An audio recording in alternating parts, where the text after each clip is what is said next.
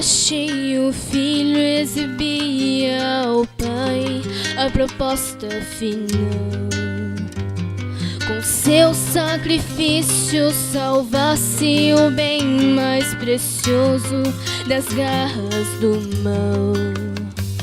O mais nobre ser se fez homem, morreu porque amou seu algoz opressor.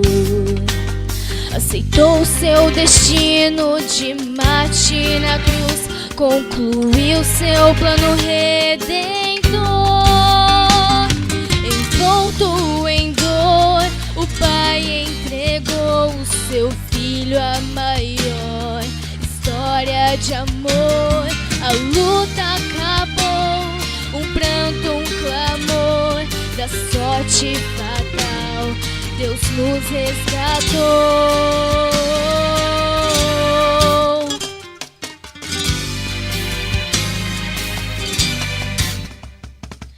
O peso que subjugava o santo Cordeiro era o nosso pecado.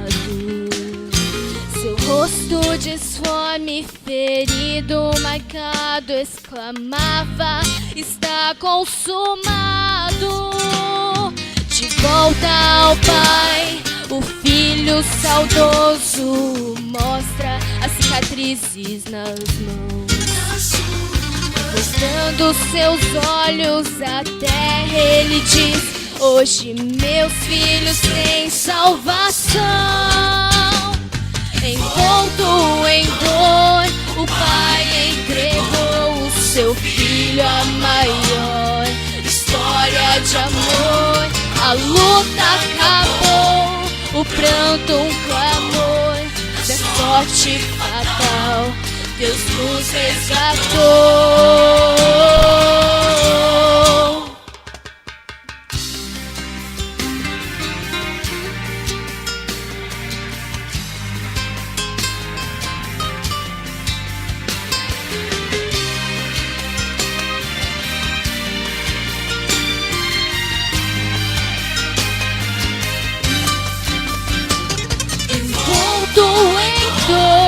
O Pai entregou o seu filho, a maior história de amor.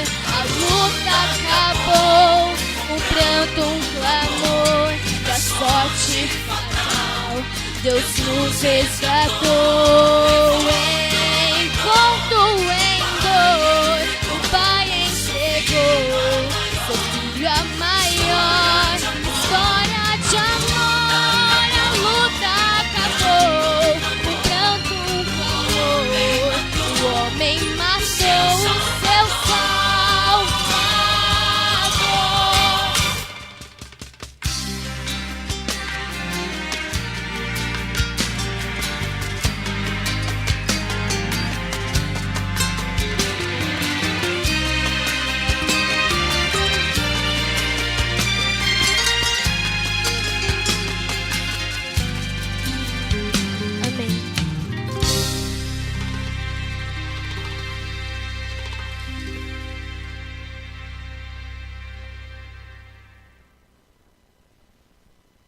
Boa noite.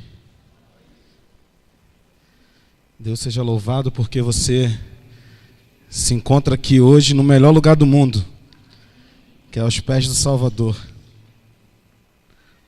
Nós hoje vamos estar meditando no livro de Gênesis, lá no capítulo 1. Tá um livro bem fácil de você achar na tua Bíblia aí. Gênesis, no capítulo 1. E antes da gente ler, vamos orar mais uma vez. Oramos pelo dízimo e pela oferta, agora vamos orar para que Deus venha abrir a nossa mente e a gente possa compreender e absorver o que Ele tem a nos dizer nessa noite. Então, feche seus olhos, curve a fronte e vamos falar com Deus. Senhor nosso Deus, obrigado porque o Senhor nos trouxe aqui através do Teu Santo Espírito. E temos a certeza de que o Senhor nos trouxe aqui porque tem uma mensagem preparada, uma mensagem trabalhada para alcançar o mais profundo do meu ser. Que agora nesse momento, Senhor, Não permita que nada tire o nosso foco, a nossa atenção, e que nos conforte, Pai, aqui nesse lugar, para que a gente possa se sentir confortável, sentir a paz e prestar atenção na Tua mensagem. Coloque seus santos anjos ao redor de cada um aqui, porque sabemos que quando estamos ouvindo a Tua palavra, que é a promoção da salvação, o inimigo não está satisfeito e quer atrapalhar. Não permita, Senhor, que a gente saia daqui hoje da mesma maneira que entramos, que possamos sair diferentes, que possamos sair daqui cheios do Santo Espírito. Em nome de Jesus, amém. Irmãos, a mensagem de hoje, ela se encontra em Gênesis capítulo 1. E ela é uma mensagem interessante que ela falou muito ao meu coração. E eu tenho certeza que também vai falar ao coração de cada um de vocês. Quando nós vamos ter um filho, quem aí já é pai e quem é pai recentemente, sabe que a gente prepara tudo, né, para o nosso filho. O quarto, você prepara um berço, você forra a parede com papel de parede, quem tem condições faz uma coisa mais elaborada, quem tem menos condições faz dentro das suas possibilidades, mas faz. Escreve o nome, pendura na parede, escolhe uma roupa até para saída de maternidade. A criança só vai usar aquela roupa ali uma vez, e olhe lá. E aí a criança tem, ainda mais quando é menininha, tem vários sapatinhos de tudo quanto é cor. Nós que somos pecadores, falhos, a gente se preocupa em fazer tudo nos detalhes para receber aquela criança.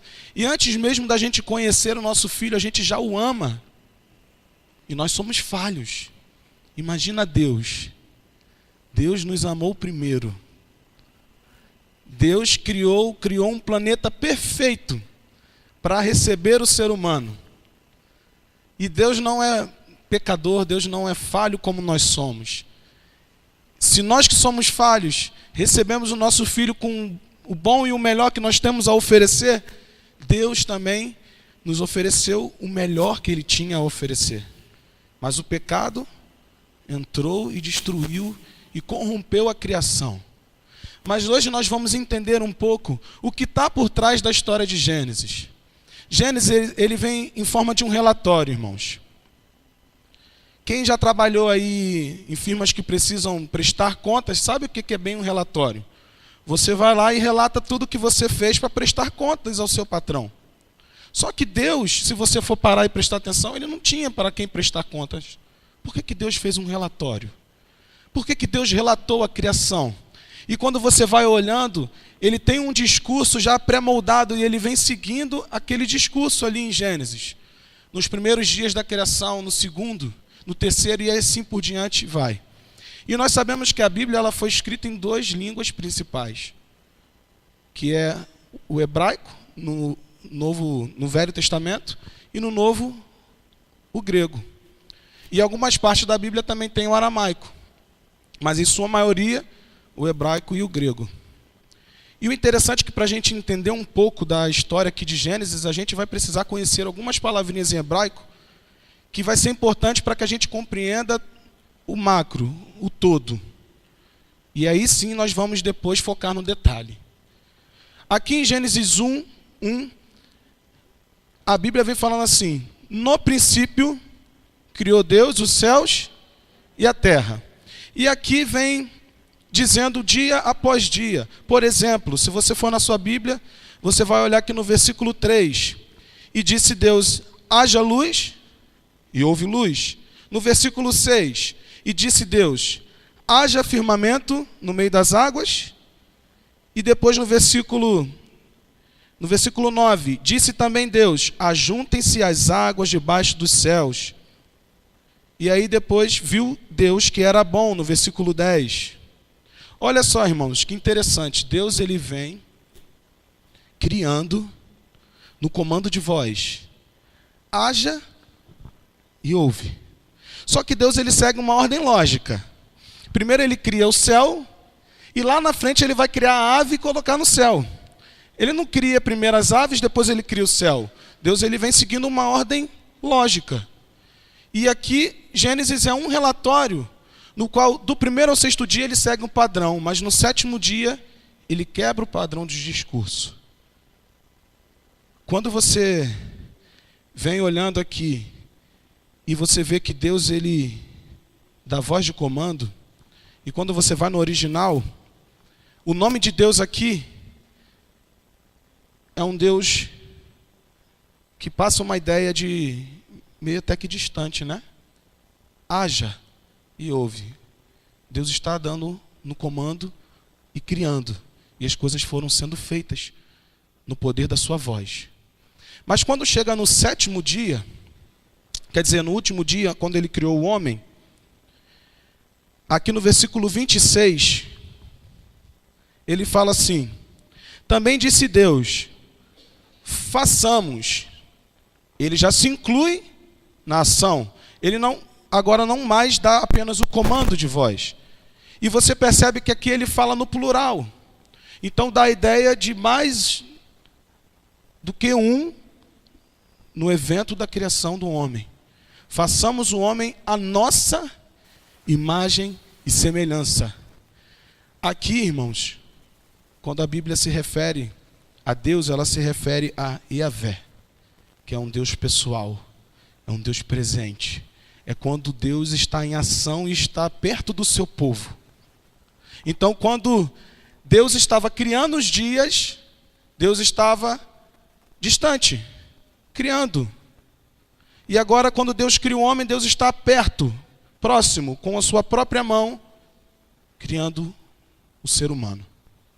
E aqui, quando nós vamos vendo passo a passo a criação, Deus criou o X e viu que era bom.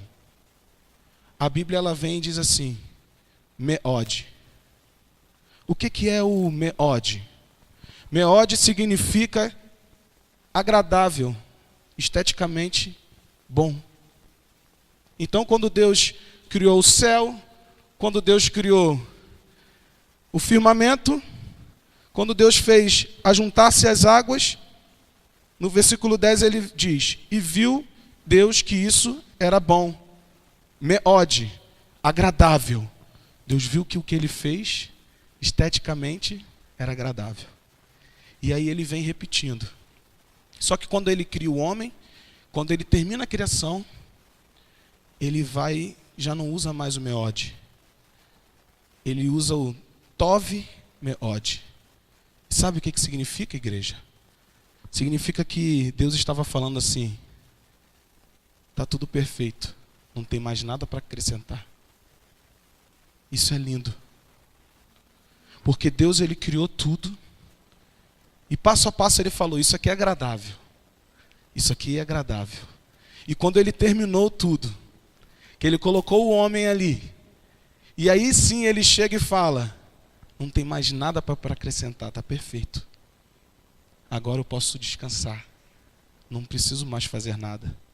Aí agora a gente entende qual o sentido do sábado em nossa vida. Deus não descansou por estar cansado. Deus não parou simplesmente por parar, Edivaldo. Deus parou, Deus descansou porque já tinha tudo sido feito perfeitamente. E Ele fez com amor. Ele fez com carinho por mim e por você. E o interessante aqui, que a gente, quando começa a olhar o relatório, a gente vê que os 6 dias eles estão aqui apenas para apontar para o 7º.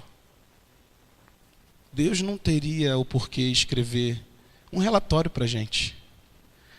A gente não teria necessidade de ver como Deus criou para acreditar nele.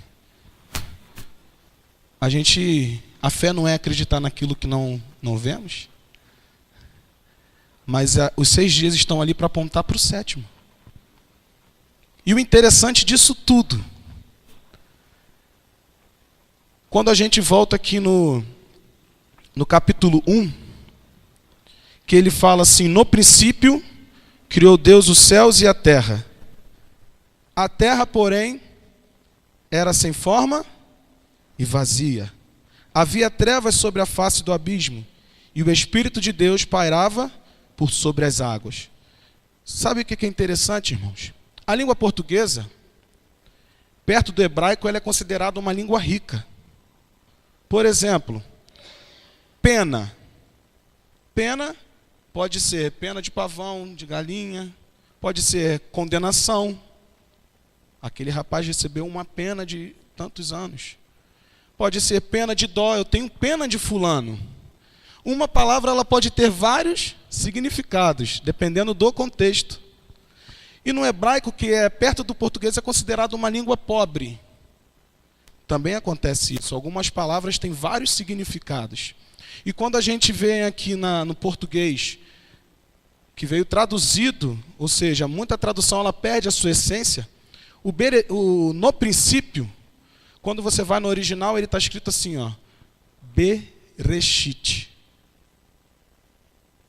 Eu não sei se você já ouviu essa palavra, mas a intenção aqui hoje não é que você saia daqui falando em hebraico, nem focar no hebraico, mas é o que a Bíblia quer nos dizer lá no fundo.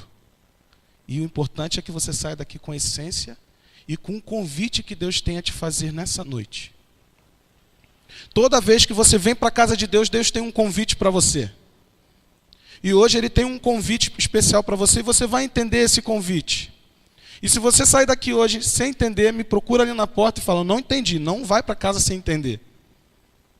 E aqui quando está escrito no princípio, quando você vai no original está escrito Bereshit. Bereshit são duas palavrinhas, irmãos.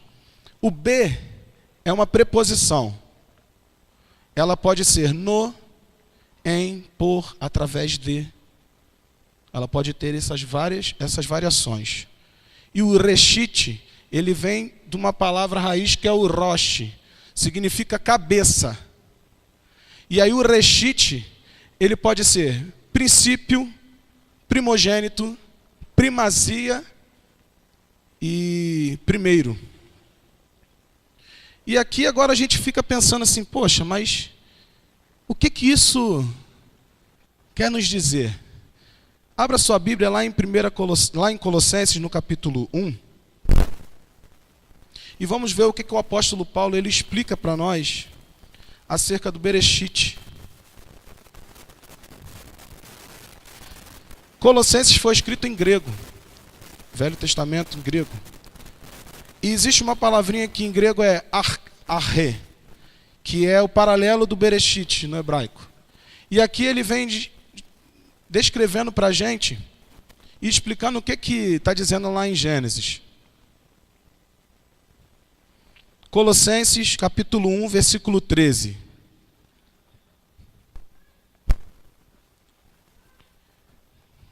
Vamos ler? Versículo 13 diz o seguinte: Ele nos libertou do império das trevas e nos transportou para o reino do Filho do seu amor, no qual temos a redenção e a remissão dos pecados. Aqui ele está falando de quem? De Jesus. Este é a imagem do Deus invisível, o primogênito de toda a criação, pois nele, em Cristo, foram criadas todas as coisas, nos céus e sobre a terra, as visíveis e as invisíveis, sejam tronos, sejam soberanias, quer principados, quer potestades. Tudo foi criado por meio dele e para ele. Ou seja, Paulo está dizendo que tudo foi criado através de Cristo. Tudo foi criado nele. Cristo é o primogênito de toda a criação. E aí a gente começa a entender quando, lá em Gênesis, Moisés escreve, no princípio criou Deus os céus e a terra. E aqui ele continua dizendo assim no versículo 17. Ele, Cristo, é antes de todas as coisas. Nele tudo subsiste. Cristo, ele é a cabeça do corpo da igreja. Ele é o princípio, o primogênito de entre os mortos. E em todas as coisas terá primazia. Todas essas palavras são significados do Bereshit. Sabe o que o apóstolo Paulo está ensinando para a gente aqui, igreja? Que no princípio não é tempo. Eu não sei quantos de vocês já leram na Bíblia lá no princípio e falaram assim, no início então Deus criou o céu. Não, se vocês forem olhar, já existia algo sem forma e vazia. Deus não criou nada do nada. tem um plano. Sabe o que Paulo está ensinando para mim e para você? Que no princípio não é tempo, é pessoa. Se você abrir lá agora em Gênesis, você vai ver assim: no princípio criou Deus os céus e a terra. Mas na verdade você poderia ler: em Cristo criou Deus o céu e a terra. Através de Cristo criou Deus o céu e a terra. E aí ele ainda diz assim: a terra era sem forma e vazia. O interessante é que quando você vai no original, ele usa assim, tohu vavô, e que significa que a terra era inóspita. Você sabe o que é inóspito? É um lugar que não tem condições de ter vida. É um deserto. É um lugar que não tem como nascer uma folha, porque não tem vitamina, não tem nutrientes para ter vida. Lugar inóspito. A terra era um lugar onde não tinha condições de ter vida. Ela era sem forma e vazia. E havia trevas. E aí agora a palavra de Deus diz para a gente assim: em Cristo, por Cristo e através de Cristo, criou Deus o céu e a terra. E o Espírito de Deus pairava sobre as águas. A Trindade presente na criação. E sabe o que a Bíblia está querendo dizer para a gente? Quando você vai lá no Evangelho de João, ele diz o que? No princípio era o Verbo.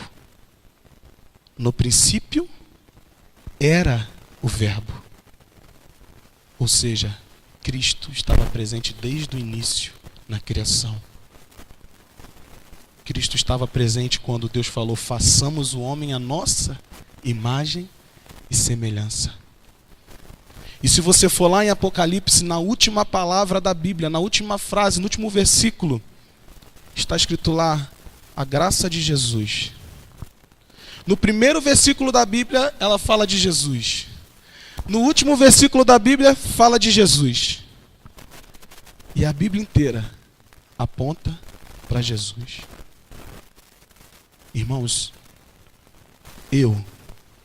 quando eu olho para isso, eu escuto Deus me falando: Cristo deve ser o centro da sua vida. Através de Cristo, Diego, por Cristo e em Cristo, você deve conduzir a tua vida. Cristo, ele te faz hoje um convite. Deixa o seu centro da tua vida. De repente você chegou aqui hoje com o seu coração sem forma e vazio. Sem condições nenhuma de ter alegria, de ter vida, de ter prazer para viver, desanimado com a igreja, pensando em desistir, cheio de problemas, sufocado na tua vida. Desempregado, seja lá qual for o teu problema, eu sei que você tem um. Só que Cristo, ele quer, com o poder da palavra, falar assim: haja vida, né? Haja alegria. Produza. Porque quando Cristo ele chegou lá e falou: produza, a terra começou a produzir. Deus tem poder para pegar a tua vida e transformar. Uma vida que de repente não tenha prazer em viver, você passe agora a ter prazer em viver. Cristo te convida a colocá-lo como centro e a permitir que ele entre em teu coração e dê vida, e vida em abundância. Ele é o caminho, a verdade e a vida. Ninguém vai ao Pai senão por ele. No princípio ele era o Verbo, e o Verbo estava com Deus, e o Verbo se fez carne e habitou entre nós. Ele veio para cá e passou por tudo, para que a gente pudesse olhar e ver que é possível, e que foi suficiente o sacrifício, e que eu e você temos jeito, e que existe uma solução, e que não existe lugar distante que a gente vá que ele não possa alcançar. Não existe problema que ele não possa resolver, porque ele transformou um lugar que era inóspito, no país que a gente conhece, no mundo que a gente conhece, que mesmo com pecado existem maravilhas. Mesmo com pecado existem belezas. Mas quando você vai olhar a história da criação, quando você vai entender, você vê que tudo era perfeito, mas quando o pecado entrou e Adão viu cair a primeira folha da árvore, diz que Adão chorou como se fosse alguém morrendo. Porque nós não fomos criados para tal separação, para a morte. A gente não foi criado para viver 50 anos, 80. Se de repente você está se contentando a viver 60 anos, 70 anos, aos trancos e barrancos, o que Deus preparou para mim e para você é muito melhor que isso, irmão. O que Deus promete para mim e para você é uma vida eterna. Mas não é uma vida eterna de sofrimento, de dor. Ele diz que lá você não terá mais morte, não terá mais sofrimento. A promessa de Deus para mim e para você é grandiosa. Mas ele diz assim: eis que estou à porta e bato. Se você ouvir, aí eu entro. Ele não faz nada forçado. Ele te convida hoje. Como que está o seu coração? Está sem forma e vazio? Deixa eu entrar e eu vou te dar vida. Eu vou fazer ele bater normalmente. Eu vou fazer você ter prazer para sorrir mesmo em meio aos problemas. Mesmo na dificuldade você vai ter motivo para caminhar.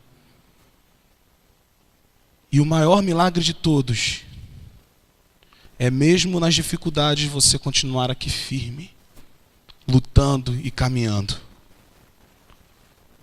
A Esther vai cantar agora. Nós vamos ouvir um louvor especial com a Esther.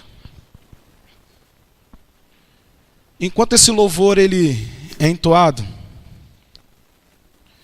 eu gostaria que você se colocasse de pé para que a gente pudesse fazer uma oração. E lembre-se que Cristo ele te faz um convite hoje para que você o coloque como o centro de sua vida. Para que através de Cristo e em Cristo e por Cristo, você possa caminhar. Você possa sorrir, possa ir para o teu trabalho e lembrar que antes de sair do trabalho, Cristo é o centro da sua vida. Antes de você fazer qualquer coisa, Cristo ele é o centro da tua vida. E que você é pecador, mas Ele te ama mesmo assim. Mas Ele não ama o teu pecado. Deus ele odeia o pecado e nós deveríamos odiar também. Ele é o Cordeiro de Deus que tira o pecado do mundo. Perdoar é muito bom, mas Ele não quer só perdoar você. Ele quer tirar o pecado de mim e de você. Só que a perfeição só vai ocorrer, a impecabilidade só vai ocorrer na glorificação. Enquanto nós estamos aqui, nós devemos ter Cristo como centro de nossa vida, para que nós possamos, mesmo aos trancos e barrancos, né, Edivaldo? A gente possa caminhar de cabeça erguida, porque Ele fez um sacrifício, e esse sacrifício é suficiente para nos dar a vida eterna. Mas existe a parte que nos compete, a parte que nos corresponde. Coloque Cristo como centro da sua vida. E enquanto a Esther louva, fique em pé para a gente fazer a oração.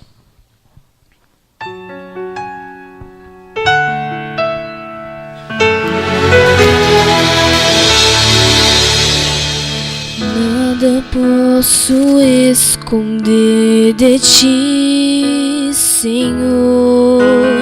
Teu olhar revela quem eu sou.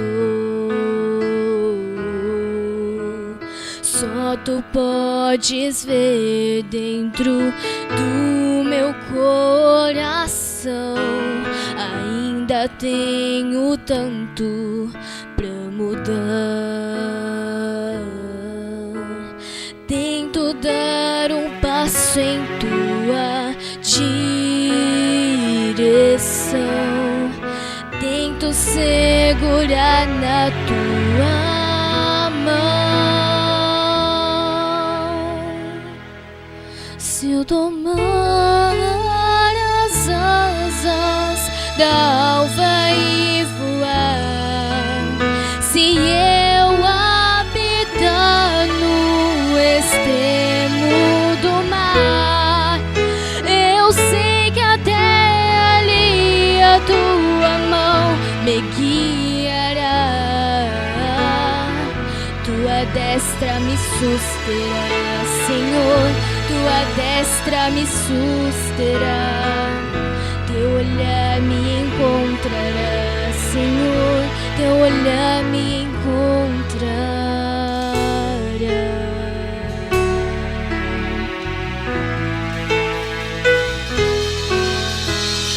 Não rejeite as súplicas de meus lábios, Senhor. Até na alegria eu sinto a dor. Sou um vaso quebrado, vem restaurar-me então. Cura as feridas, dá-me o teu perdão.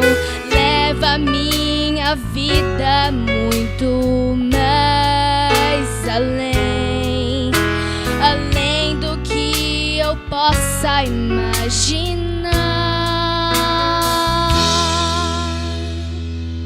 Se eu tomar as asas da alva e voar, se eu habitar no extremo do mar, eu sei que até ali a tua mão me guiará. Tua destra me susterá, Senhor, tua destra me susterá. Teu olhar me encontrará, Senhor, teu olhar me encontrará.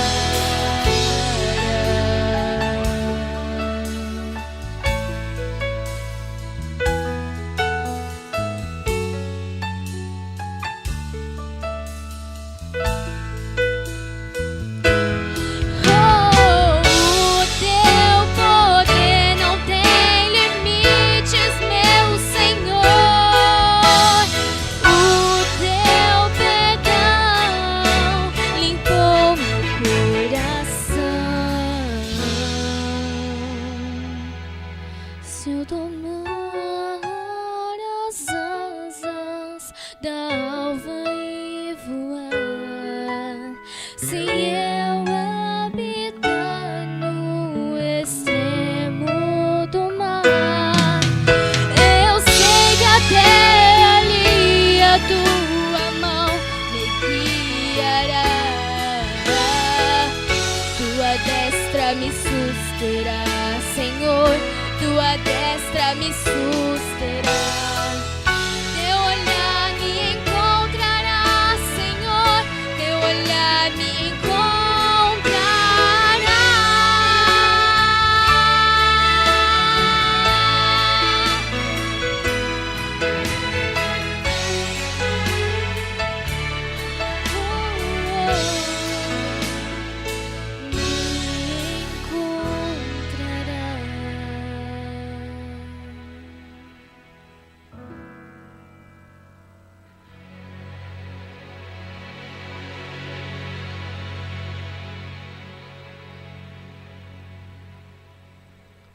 Eu não sei quantas vezes você, com Deus, já falou para Deus: olha, eu não vou mais errar nisso, olha, eu não vou mais fazer isso ou aquilo, e você acabou cometendo e você acabou errando de novo.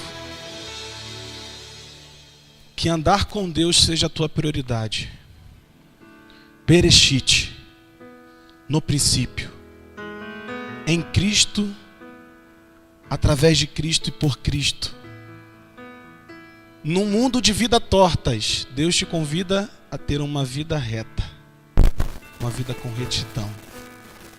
Eu não estou convidando você para se batizar hoje, não estou convidando você para se vir aqui na frente, se ajoelhar e clamar a Deus aqui agora.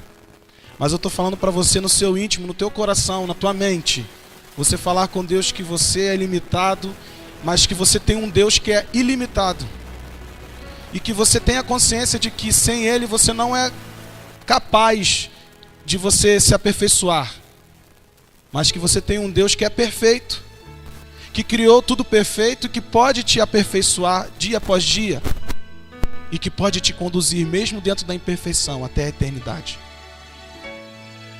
Que Deus ele abençoe você, que você tenha uma semana maravilhosa na presença dele e tendo ele como Cristo, como centro da sua vida. Feche seus olhos e vamos orar. Senhor nosso Deus, nós queremos ter uma vida reta, Pai. Assim como da própria boca do Senhor saiu assim: tem visto o meu servo Jó, que tem uma vida reta, íntegra? Como será que o Senhor está falando de nós, Pai? Independente de como eu cheguei até aqui hoje, Senhor, eu não quero olhar para trás e ver aquilo que eu errei.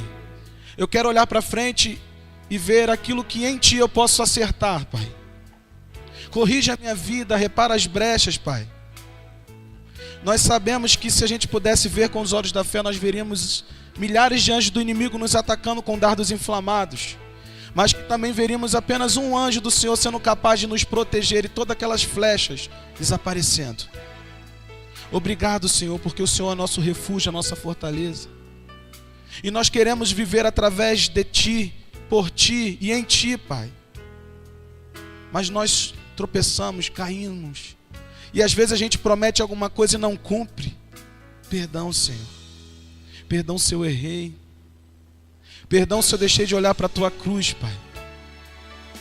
Mas que eu possa meditar em Ti pelo menos 1 hora por dia, Senhor. E naquele momento em que eu for errar, que o Teu Santo Espírito venha me incomodar. E que hoje, ao ir para minha casa, eu possa ir refletindo no que o Senhor fez e faz e fará por mim até a consumação do século.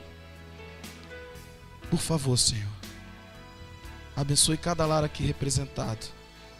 Aquele que não está aqui hoje, que por algum motivo no decorrer do caminho desistiu, desanimou, que o Teu Santo Espírito vá de encontro a essa pessoa hoje e ela se sinta incomodada a voltar, Pai.